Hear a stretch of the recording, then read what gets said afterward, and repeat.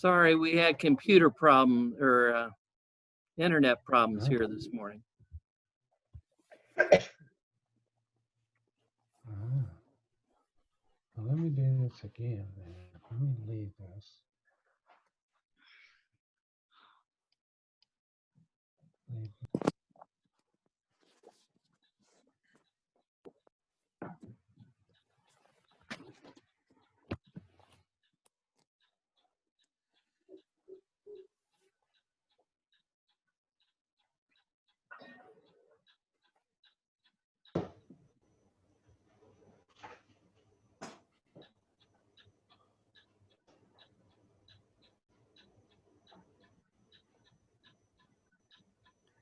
Well, welcome, friends. Are there concerns or news to share? Dave, how did the memorial service go? Oh, he's on mute, isn't he? No, he's not. There he is. It was very, very nice.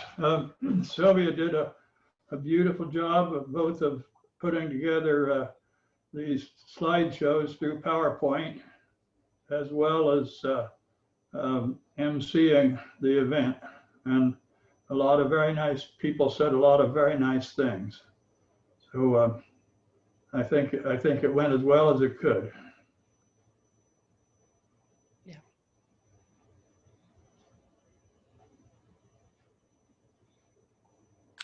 Great to get acquainted with a lot of Jody's family that I hadn't met before.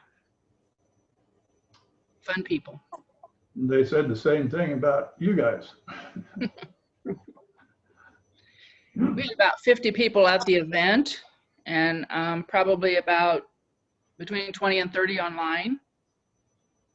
So that was pretty nice. Eric and Roger were our technicians.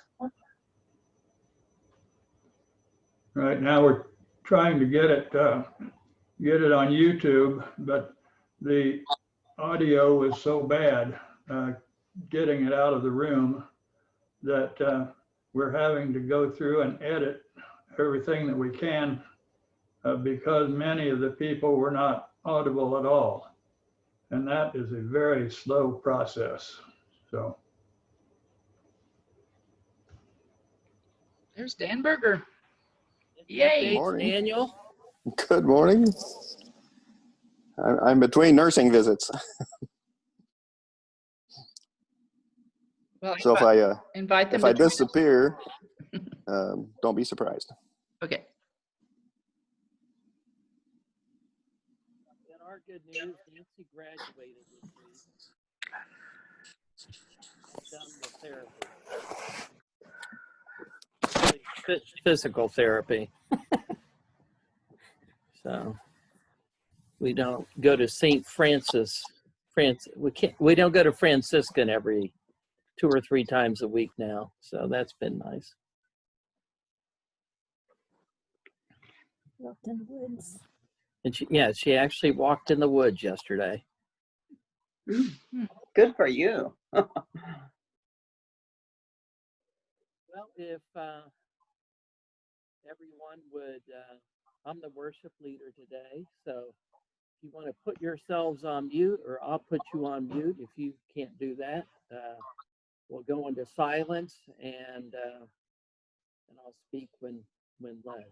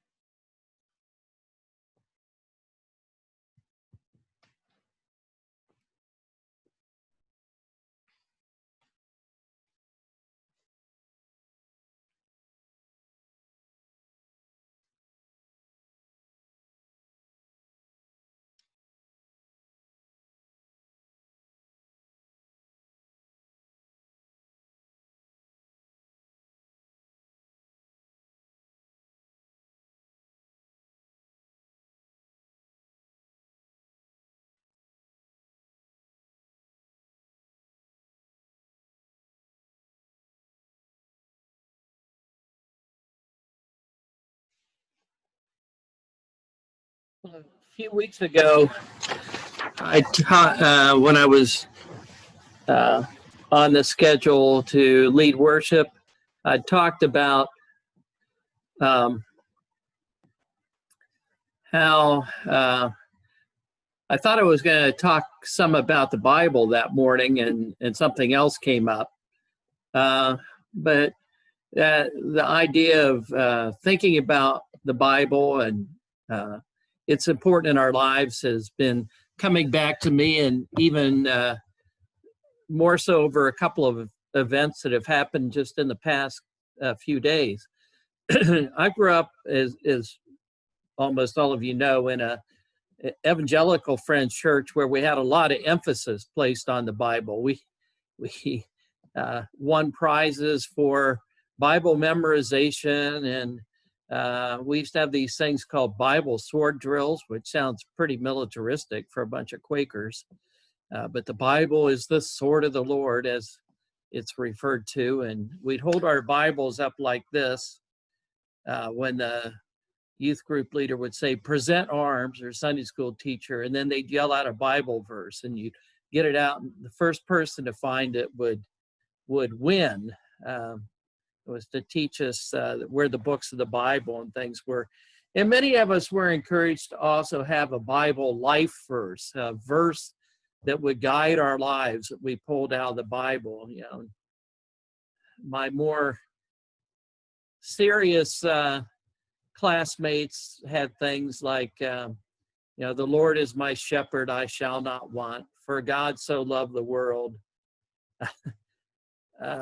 And you'll find this hard to believe, but I didn't choose a serious one. Well, it was serious, but I chose 1 Chronicles 26:18, which in the King James Version, which is all we had at the time, just says, "At Parbar westward, 4 at the causeway, and 2 at Parbar." It makes, yeah, what? Yeah, at Parbar westward, 4 at the causeway, and 2 at Parbar. It's a verse taken out of context, which we do too often with the Bible, that is all about where they're to place the gatekeepers in Israel. And so there's supposed to be 2 gatekeepers at the causeway and 2 at Parbar. But it made no sense. Later on, when I was a young adult and started noticing that I was losing my hair, another set of verses became my favorites, which many people don't believe are in the Bible, but they're from 2 Kings 2:23-25. And they read, "From there, Elisha went up to Bethel," and not to Bethel here in Mooresville, but Bethel. "And as he was walking along the road, some boys came out of the town and jeered at him. 'Get out of here, Baldy,' they said. 'Get out of here, Baldy.' He turned around and looked at them and called down a curse on them in the name of the Lord. Then 2 bears came out of the woods and mauled 42 of the boys. And then he went on to Mount Carmel." I used to like to read that to the young friends when they were making fun of my hair. And they would get their Bibles out and look it up. But I was thinking a lot about those, especially last night. Our daughter Michelle came over for a visit, and we were sitting on the back porch, and she was talking about the church that she goes to, and she's doing a Bible study lesson, and it's about memorizing scripture so that you can witness to those who need saved by using scripture. And we got into discussion about, well, what if they don't believe in the Bible?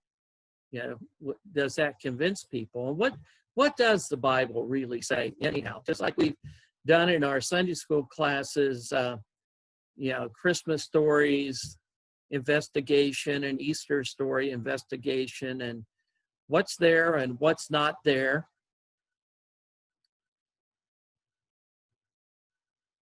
What about, the fact there are 2 creation stories?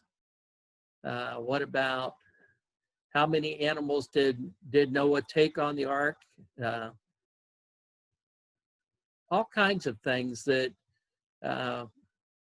we read the Bible and think we know a lot about it, especially those of us who have grown up with it. And Nancy and I occasionally watch, of all things, Jewish Life TV on cable, because they show old Groucho Marx and Jack Benny shows. But they also have these little tidbits called Would You Believe? And they talk about Jews as people of the book, and they talk about how many Jews don't even read it. And I think, well, I know a lot of people who read it, but they read it selectively and don't know what's there. And yet, as Timothy is told, you have known the scriptures, which are able to make you wise for salvation through faith in Jesus Christ.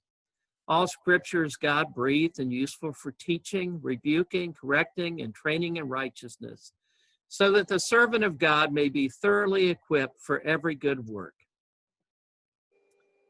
I especially thought of that first part.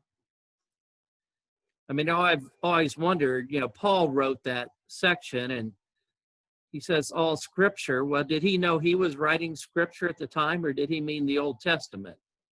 But regardless, that first part, you have known the scriptures which are able to make you wise for salvation. Well, also this week, I belong to this writing group called the Kindred Collective. There's 16 of us. We meet once a year in Kentucky, and we talk about writing and faith and what's it mean to be a writer of spirituality. And we get in some theological discussions. And one of the fellows, John Blaze, who I've known for many years, sent out an email, said, what would you say if I asked you to list 12 biblical characters and or stories you feel give the best overview to the old story? Like if someone came upon fragments of the Bible, let's say ripped out pages scattered somewhere, like in a landfill, and if there were pieces of these 12 characters and stories, then that person would have enough. They would be like grace, sufficient to tell the story. And I thought, well, what 12 stories would I choose? And so if knowing scripture helps us have salvation and prepares us for every good work, so I'll share with you the 12 I picked and just say a couple things about them and invite you to think about what role the Bible plays in your life, especially in these times. These are in no particular order, but this is how I wrote them down. The first is Zacchaeus and Jesus. The second was Jesus and the Samaritan woman from John 4. The third one was Balaam's donkey. The fourth was Samuel hears God's voice. The fifth was Mary and the angel. The sixth was Genesis 1, the first creation story. Moses in the burning bush was number 7 from Exodus. The opening lines of Ruth, from Ruth 1 through 16, where she ends up saying, whither thou goest, I'll go, and your people will be my people, and your God will be my God. 9 was Jacob's wrestling match. 10 was Peter's denial. 11 was the Marys at the tomb on resurrection morning. And 12 was the road to Emmaus. I picked Zacchaeus for a couple reasons. One, as a guy who is height challenged. I've always liked the story of this short guy who climbs up in a tree just because he wants to see Jesus. But the more I've thought about it as I've aged, if you notice the story, when Jesus goes to his house, there's no record of Jesus rebuking him for his evil ways, of being a pawn of the Roman Empire or anything. He just goes and has dinner with him. And that mere act of Jesus having dinner, of communing with him, changes Zacchaeus' life. I try to remember that when I want to get all preachy on people about how they should act or their politics or whatever. Jesus got on the Pharisees a lot, but he didn't get on the sinners very much. I also like the story of Balaam's donkey because it reminds me there are very, very many times when I'm pretty blind to the presence of God, and yet nature seems to be very aware of it. And, you know, the story of Balaam's ass, of course, is he's riding the donkey, and the donkey sees an angel standing in the way, trying to keep Balaam from making a mistake. And Balaam presses ahead, but the donkey won't do it. And finally, the donkey talks to Balaam, saying, "Why are you beating me up? I'm trying to help you out here. You know, there's an angel right there telling you not to do this." I like Samuel hears God's voice because it reminds me even little children, which I was when I first heard that story, can hear the voice of God, as can we all. And so when a child speaks, I need to listen as well. Jacob's wrestling match has always been important because it reminds me that those times when we wrestle with faith and encounter God, we are not unchanged.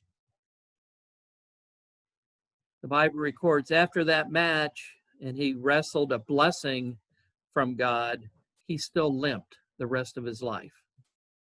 He had a visible mark, in other words. And if we have an encounter with God, it seems that we cannot move away unchanged. And then winding up with the road to Emmaus. I mean, there's the Marys at the tomb, which I think is important because the men are in hiding and the women are the first witnesses to the resurrection, and they go tell the disciples what happened. They are the first evangelists. But the road to Emmaus, they're walking along after the resurrection with Jesus. To me, the key part of that story is similar to Zacchaeus. It is when they have a meal together and the breaking of the bread, communion together, that they know that they've been with Jesus. So those are my 12 ones that have guided my life and continue to. And I find the scriptures full of those stories, as well as full of things like at Parbar westward, 4 at the causeway, and 2 at Parbar. And so I have a little bit of a disagreement with Paul when he writes, all scripture is God-breathed and helpful for teaching. I'm not sure how that verse is helpful for teaching. But there's much richness that we would be wise to avail ourselves of, even if we think we know it all and have read it for years. What new story or old story might reveal something new to you today? What surprise might come from Peter's denial, or the story of Ruth, or Jonah and the whale, or whatever you choose?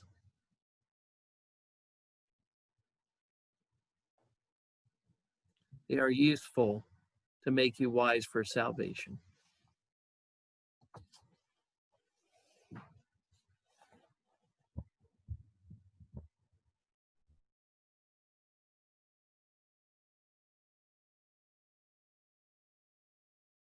I guess what you can't see is what the camera's seeing this way. I didn't see any way to change the view. You can share.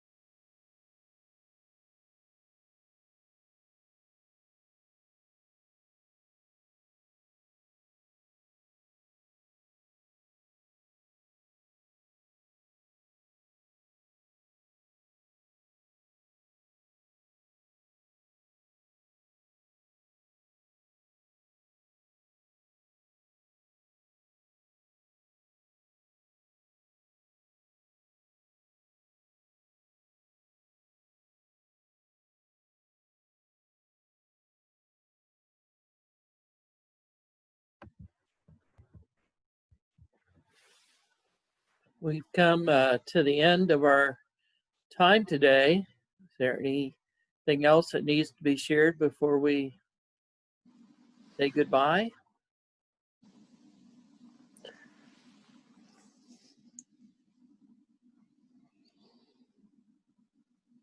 Dr. Abenauer says I'll be home by next weekend. Yay. Yay. He should know he's one of the big cheeses down here in the myeloma segment of research and so forth.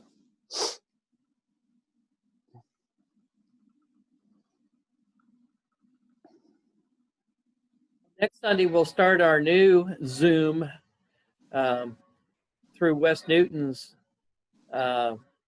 account. And so